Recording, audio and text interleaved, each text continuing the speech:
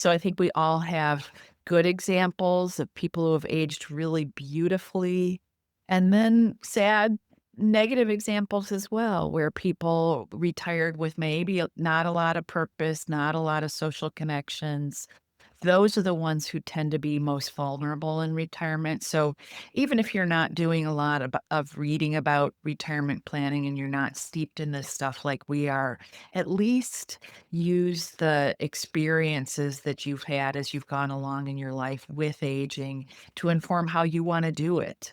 Alrighty, I have a very special guest today. It is, of course, Christine Benz. She's the Director of Personal Finance and Retirement Planning for Morningstar. Among many other things, she also wrote the best-selling book, How to Retire. Christine, thank you so much for being here.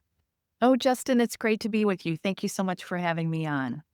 Yeah, I'm very excited to have you. I want to get to some of your newer work and thinking, but if we can go back briefly, the book has been out for a while. It has done very well. A lot of people have read it. I'm curious what's resonating with people. What topics or chapters are getting the most attention? Well, it's interesting because I'm best known for my work in retirement planning, the financial aspect of retirement planning. But I hear more about the lifestyle considerations that are discussed in the book, probably because the people who I know in my circle are already well steeped in the financial aspect of how to do retirement. But they've said that the non-financial chapters have given them lots of good food for thought as they thought about their retirement. So things like, some of the content about relationships, about having a purpose later in life. The last chapter is really dedicated to that idea of purpose. It's a conversation with Jordan Grummett, who is a hospice doctor, but also a blogger. And I've been hearing good things about that chapter. So those are some of the ones that seem to be resonating with people so far. Good. And I've heard you say that you didn't normally think about this quality of life stuff. You were more into the math stuff. That was surprising to me because you were a foreign language major, as was I. I would have thought these liberal arts folks are more into, life and retirement will be fun and my purpose and all that. What do you think is behind that? Well, it's probably just to do with the way my job has evolved. Yeah. But first, Justin, what was your language? Spanish. Oh, Spanish. Okay. Yeah. I was Russian language.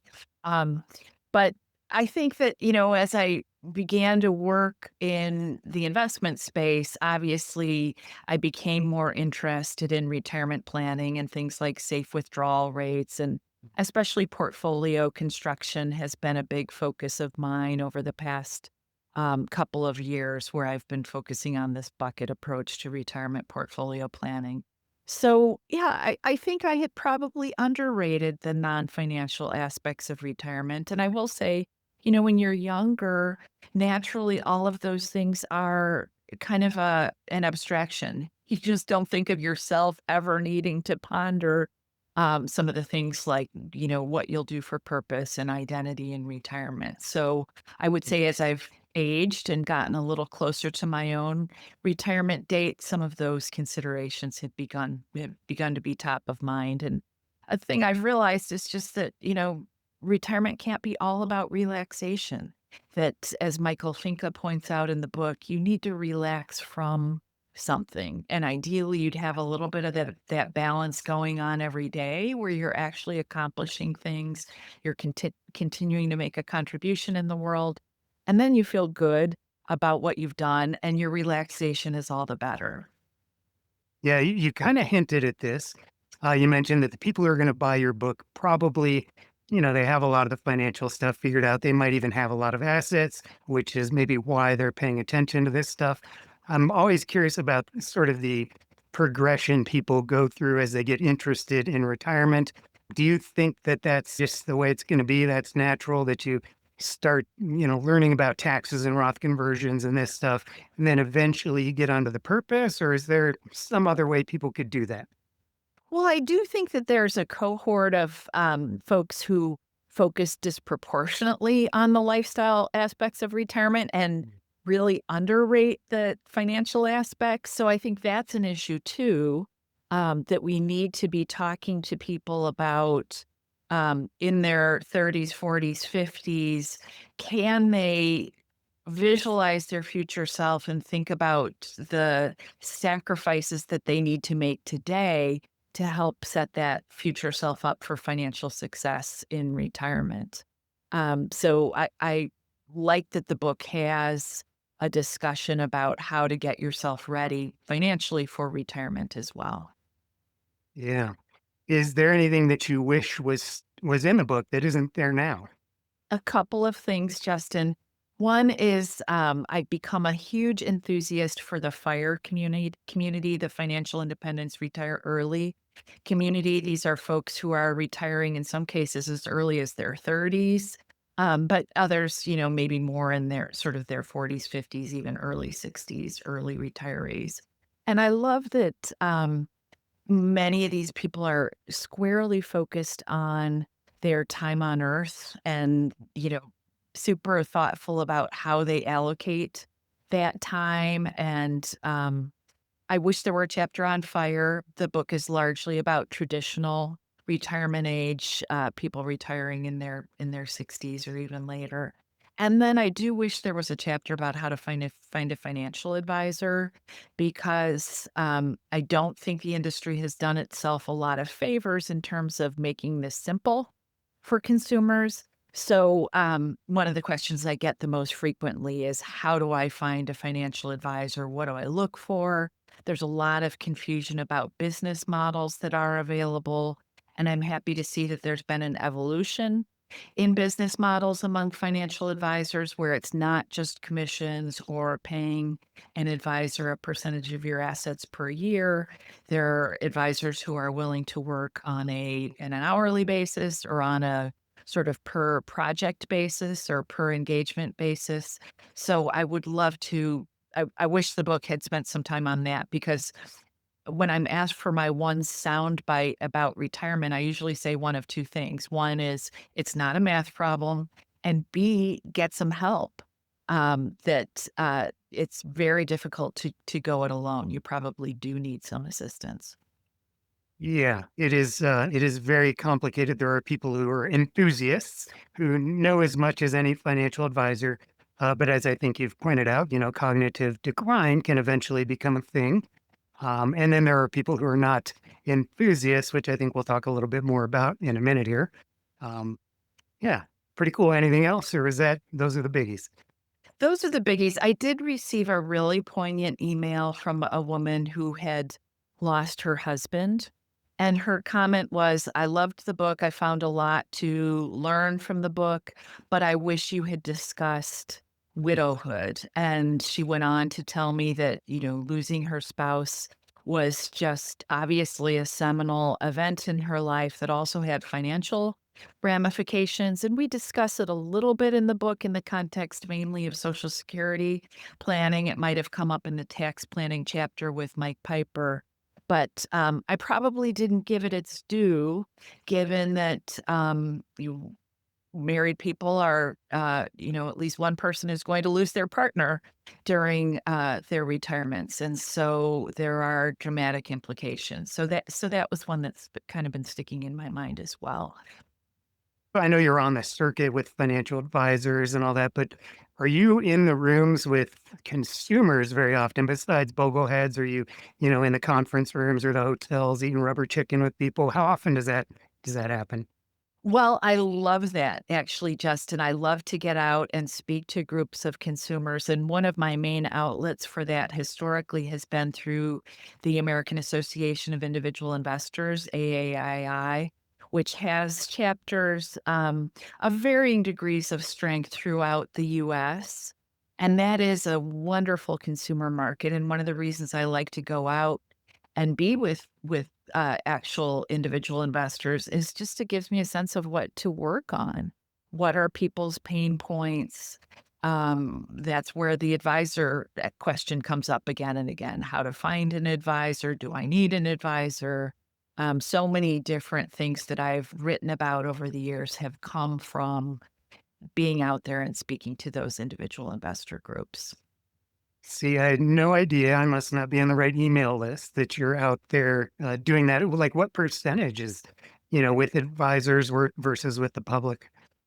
Well, it's hard to say, probably half and half.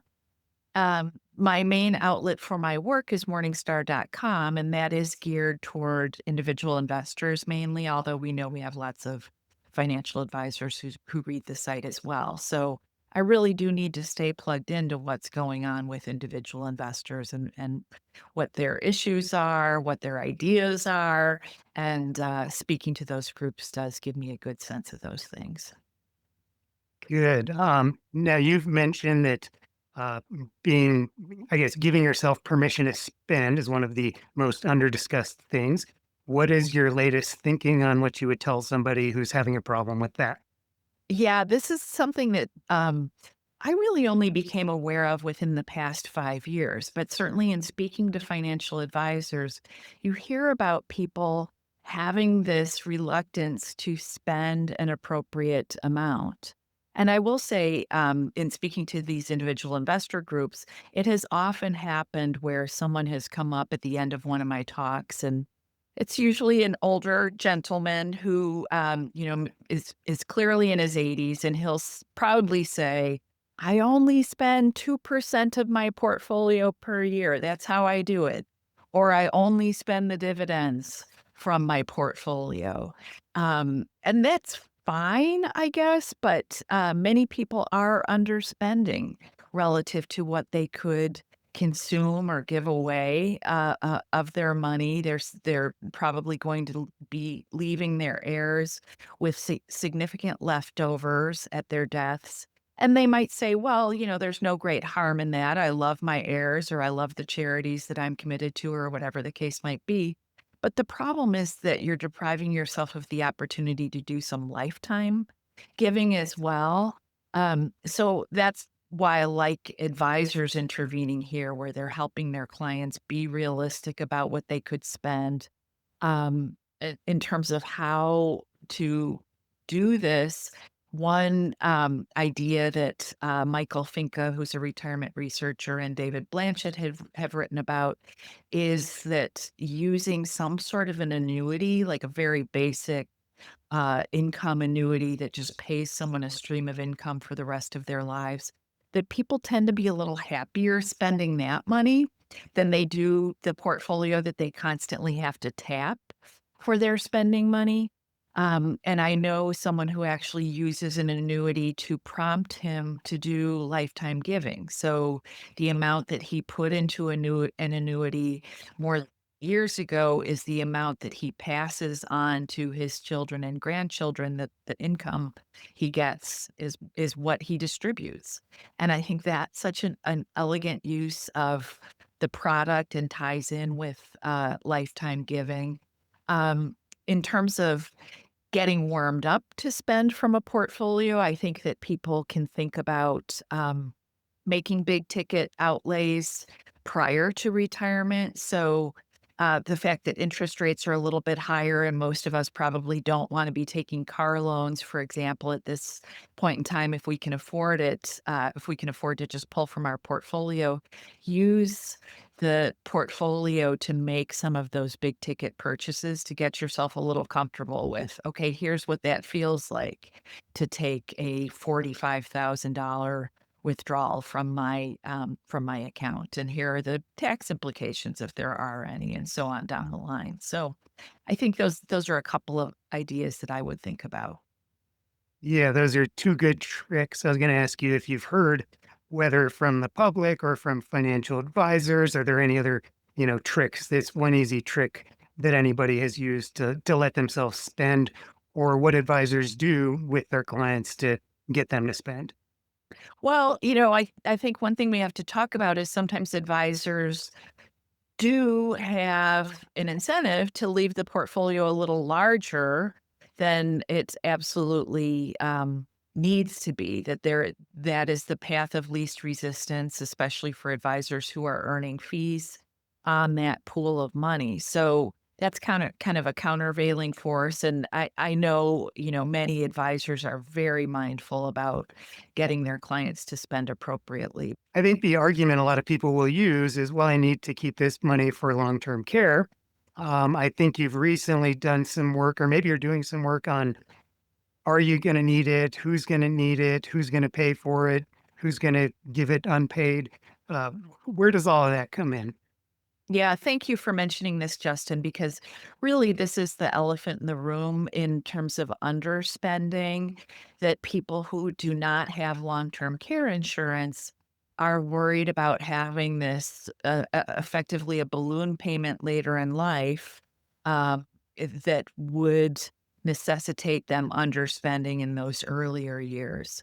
So I have been kind of obsessed with this problem of long-term care and how to cover it, mainly born out of my family's experience. My parents, I think, had been counseled to not purchase long-term care insurance because of their asset levels. And in the end, they had funds to cover their care. They had paid caregivers in their home.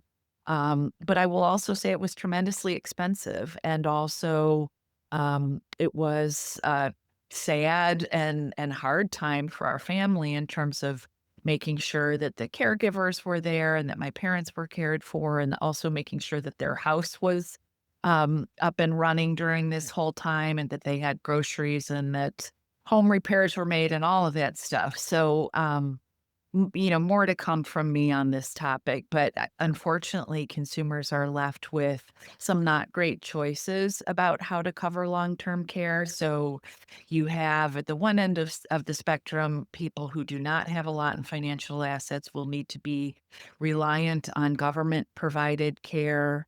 Um, in fact, the Medicaid is the largest payer of long-term care in the US today.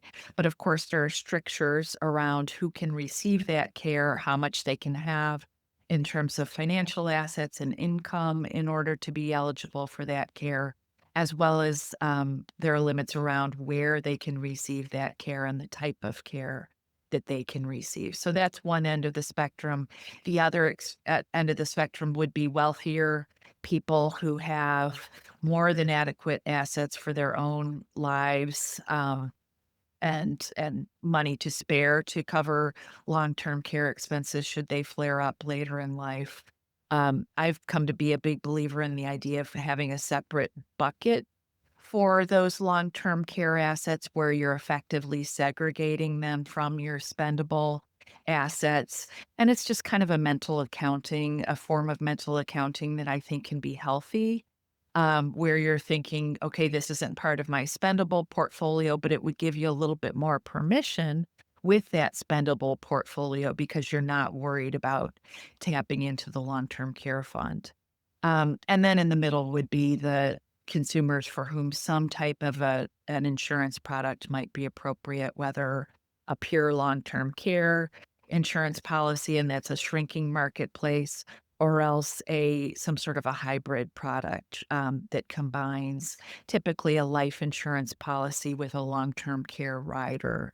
And there's definitely a nice level of a nice element of optionality with those types of products where one of those two things is going to happen to you, right? That you'll either die or you will need long-term care before you die.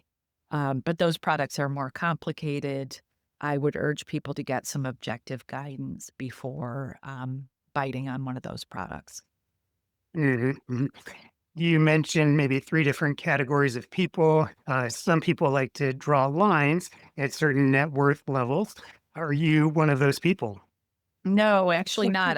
In fact, I get really frustrated when I see people say, "Oh, if you have $2 million or something, you don't need to worry about this."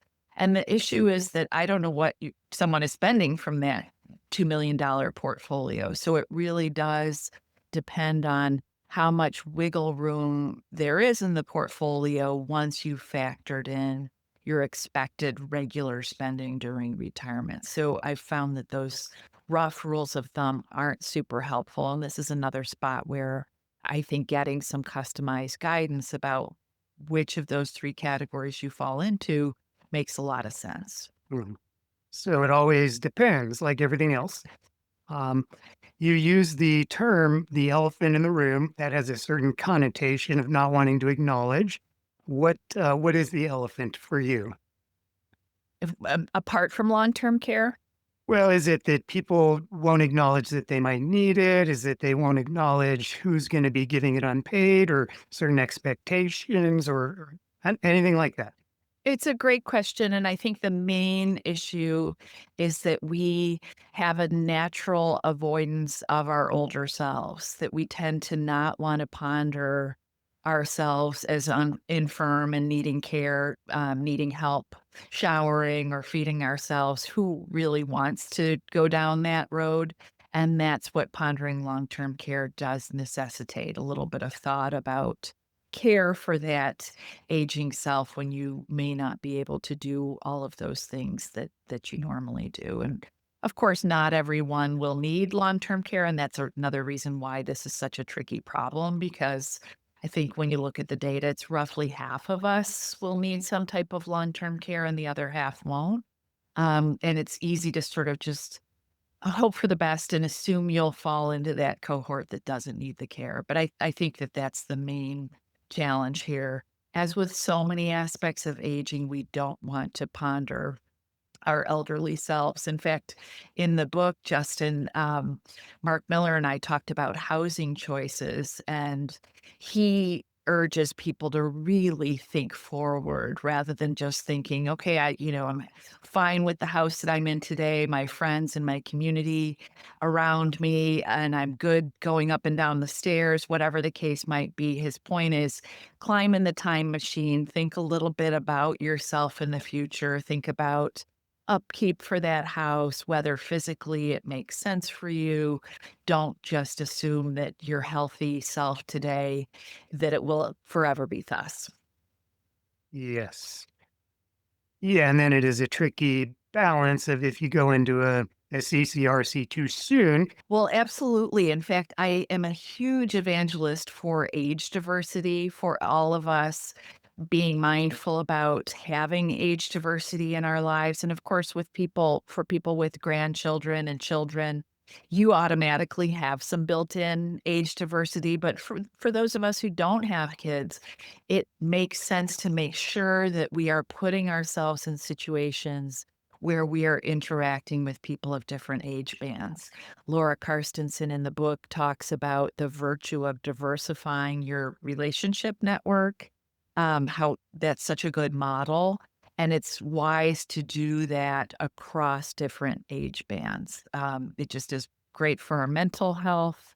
There are a lot of advantages to make sure that we're diversifying by age. And that's one sort of risk factor for people in those CCRCs that are composed of people of your same age group. There's a risk that you're just not in contact with people who have different ideas, different life experiences. All of that is super valuable for us as we age and throughout our lives for that matter. Yeah, I like the point you make about people who don't have kids because that is a built-in source for a lot of people. My wife and I don't have kids either. We moved to this town about 10 years ago, and most of the people we've run into are younger than us, which is great. I'm 50, so most of the people in my age cohort, the kids are kinda just starting to get out of the nest, but, we're always out at events and we're like, "Oh, that could be an age appropriate friend," because we, see some people with a little bit more gray hair and we're like, "Oh, we should go meet those people." You need both, and I guess it depends on the community where you live. I think where we live, we are actually a little bit younger than a lot of our neighbors, but pretty close, and that's been just great, and it's great to see the young people who we've known throughout their lives now getting married and launching their own lives. It's a lot of fun. Mhm. Before I forget, everybody get the book, and follow Morningstar because, Christine is on there all the time. Morningstar here on YouTube. What do we do, Christine, about the people who don't read books like yours, who don't go into discussion forums online, who just never hear this stuff? Well, it's a good question. I would urge them to delegate maybe if they have absolutely no interest in any of this. Um, they should find a good financial advisor to at least help them navigate the financial piece, and I hope they're getting informed about some of the other aspects of retirement planning by as they get closer to retirement by doing a little bit of reading or maybe one point I've been making in relation to this book is just remembering the aging experiences that you've had in your life and using those to inform how you proceed. So I think we all have good examples of people who have aged really beautifully, and then sad, negative examples as well, where people retired with maybe not a lot of purpose, not a lot of social connections. Those are the ones who tend to be most vulnerable in retirement. So even if you're not doing a lot of reading about retirement planning and you're not steeped in this stuff like we are, at least use the experiences that you've had as you've gone along in your life with aging to inform how you want to do it. Many of us have experiences with having helped our parents through the aging process. We remember what it was like to clean out their houses when they moved away or passed away.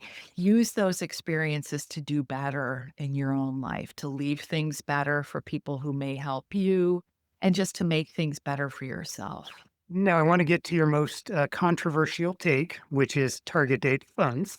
I generally agree with you, but let's say somebody is just enrolling in a 401k or they're 50-ish and they're starting to pay attention.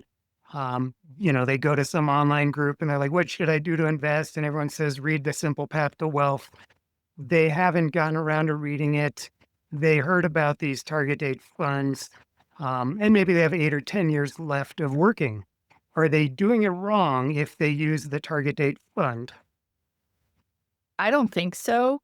I happen to believe that target date funds are the home run financial slash investing innovation of my lifetime. Target date funds really solve a lot of key pain points for investors. They are absolutely not perfect in that they are not customized in any way beyond you matching a target date fund to your anticipated age band.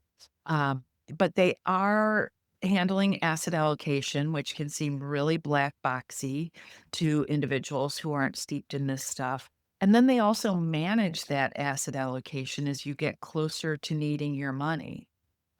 So I think they're really effective solutions, even for people who have maybe discrete portfolio building blocks and maybe the larger portion of their portfolio. Many of us have smaller accounts like, a smaller Roth IRA account alongside our main traditional tax deferred account. That Roth account can be a beautiful receptacle for a target date fund. So I think they're terrific solutions. I've even warmed up to them for people in retirement. I like them a little less for retirement because ideally you would give yourself the leeway to pick and choose where you'd go for your cash flow on a year to year basis. But even for retirement, it's just a neat all in one solution that is professionally managed at usually a very low cost. So I think there's a lot to like about target date funds, especially the good quality kind of index based ones. Those would be my favorite. So you recently wrote an article on that. Was everybody clutching their pearls and shocked that you said that, or what happened? I really didn't hear a lot. Do you mean the one, Justin, about the 3 retirement related things I've changed my I didn't really hear a lot of feedback on that. Mainly people said that they liked hearing about things that I've changed my mind on. And I think we all probably need to be a little bit more vocal about disclosing where we've evolved on various matters. I happen to think changing your mind is a signal that you are staying open to incoming information. I think it's healthy. And I think we should all be a little bit more intellectually honest and discuss how we've evolved on various things. Mhm. What types of things made you change your mind on that? On the target date, well, for one thing, I had done this elaborate kind of hand calculation where I was looking at how someone decumulating from a bespoke portfolio of individual constituents would have done in terms of retirement decumulation rather than just pulling pro rata withdrawals from the target date fund. And what I found at the end of the day, I went back and checked my work again. What I found was not a big difference. And in part, I think what's going on is that the internal rebalancing in the target date fund is just a beautiful thing in terms of it um, rebalancing into the unloved asset classes, stripping back the ones that have performed relatively well. And that's all going on underneath the hood of the target date fund. And that made up for any of the disadvantages relative to my bespoke portfolio, where I was actually using a little bit of thought about, well, okay, where would I pull from in this year when bonds didn't perform well, but stocks did, or whatever the case might be. And I found that I just didn't add a lot of value relative to the target date fund with my more thoughtful, carving out of cash flows. So that kind of made me warm up to the idea of target date funds in retirement a little bit more. Yeah, that would do it. What did you do? Look at like an ending lifetime balance and, without getting into the weeds, it just wasn't impressive? Yeah, I had a set of decision rules that I was using, like if stocks are down and bonds are down, pull from the cash bucket. So it's 2022, for example. If stocks are up, pull from the most highly appreciated portion of the stock portfolio. I had a whole set of decision rules that I thought would set the bespoke withdrawals up for success, and really, at the end of the day, it didn't add a lot of value relative to just taking the same, level of withdrawal from the target date fund. But I would say as a general caution, target date funds are not set up for taxable accounts. In fact, there was that massive lesson with the Vanguard target date funds a couple of years ago where shareholders got socked with very large capital distributions when the funds did some changing of their constituent holdings. So, for the most part, I would like people to be a little bit savvier about how they manage their taxable accounts, where ideally you would be holding some combination of you know, uh, equity index products as well as, for higher tax bracket folks, some sort of, municipal bond fund, and then you're taking a very light touch with respect to realizing, capital gains in that portion of the portfolio. So, yeah, I would rather not see the target date fund in the taxable account context personally. It's super helpful. All right. Have you looked at how AI fares with helping people in retirement planning? I really haven't taken a close look at it, Justin. I, believe we'll see some tremendous strides on that front in the years ahead. We had a conversation with the new CEO of Vanguard on this topic about how they plan to use AI to serve, especially smaller clients who it might not be efficient to serve with individual human advice. I haven't seen any really terrific AI innovations on the retirement planning front, but I would not rule them out. Which is one reason, when I think about financial advisors, I would say, to the extent that you are thinking about your business long term and can lean into the very human side of planning, to me, that seems like where I would be casting my lot. That some of the innovations that we'll see in terms of technology, I think might be very effective in terms of solving some of the tax planning considerations, some of the portfolio construction considerations. What they'll never be able to do is that human hand holding, really understanding your clients and what they want to achieve in their lifetimes. I love that whole part of the planning profession that is very much engaged with human beings and helping them maximize their time on earth allocations. Mhm. Any particular favorites like Kinder or Money Quotient or something else? So I love the work that George Kinder has done. I also feel like on a regular basis, Carl Richards is doing a beautiful job of leaning into this space with all of his work. My friend Brian Portnoy is another person I would call out with his firm Shaping Wealth. Very, very much focused on human-centered financial advice, helping advisors get better at giving that advice. The Clances are also doing some amazing work as well. So that's just a short list. I'm sure I'm forgetting some people I really like, but those are some people who I really admire.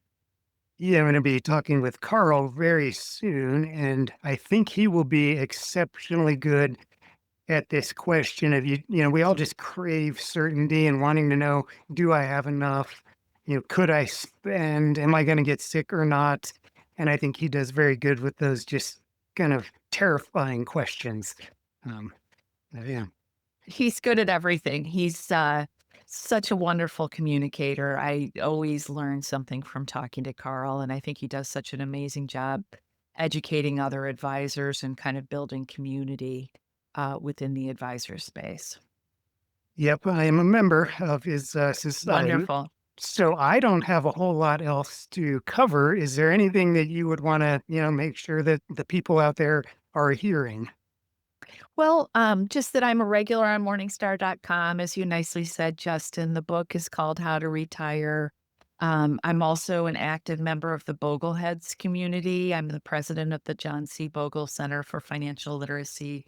John Bogle started the Vanguard Group and set many of us, I think, on a wonderful path to retirement success with kind of just a low cost index fund based ethos. And Bogleheads is a wonderful community and a wonderful resource for people who are looking for information about kind of no nonsense investment and financial planning guidance. And it's also just a wonderful community of super nice people.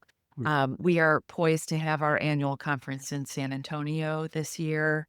It'll be October 17th through 19th. And we're also pursuing this initiative where we are honoring Jonathan Clements, who was a columnist for the Wall Street Journal for many years. And we've set up a charitable initiative to honor Jonathan's incredible legacy so people can contribute to that. And in turn, the initiative will make direct contributions to young working adults to help them start Roth IRAs.